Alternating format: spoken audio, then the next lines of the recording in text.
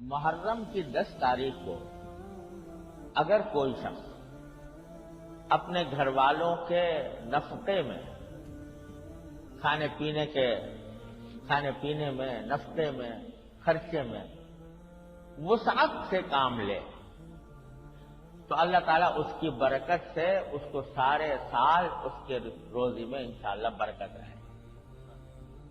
یہ بھی سرکار دو عالم صلی اللہ علیہ وسلم کی ایک حدیث میں آیا ہے۔ لہذا عاشورہ کے دن عام دنوں کے مقابلے میں اپنے گھر والوں کے لیے کچھ بہتر کھانا بنانا یا بہتر کچھ معمول سے کچھ زیادہ ان کو خرچہ دے دینا، یہ بھی حدیث کی روح سے موجب برکت ہے۔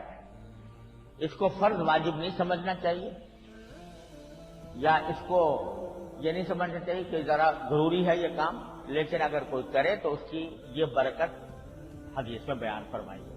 یہ موجب خیر و برکت ہے کہ ذرا عام دنوں کے مقابلے میں کچھ خرچہ زیادہ دے دیا جائے اپنے گھر والوں کو، اور یا یہ کہ ان کے لیے بہتر عام دنوں سے مقابلے میں زیادہ بہتر کھانے کا انتظام کر لیا جائے۔ اتنی بات حدیث ہے صاحب۔ اب لوگوں نے بہت ساری چیزیں اپنی طرف سے بنا لی ہیں جن کا نہ قرآن کریم میں کوئی ثبوت ہے نہ احادیث میں کوئی ثبوت ہے۔ مثلا کھچڑا بنانا،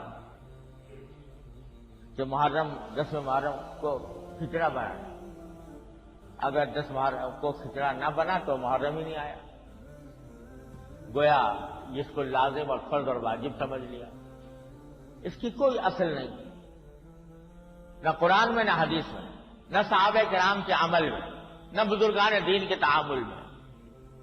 یہ لوگوں نے اپنی طرف سے نکال لی ہیں، اور ایسی چیزیں جو قرآن و حدیث میں جن کی بنیاد نہ ہو لوگ اپنی طرف سے نکال لیں، یہ اسی کو بدعت کہتے ہیں۔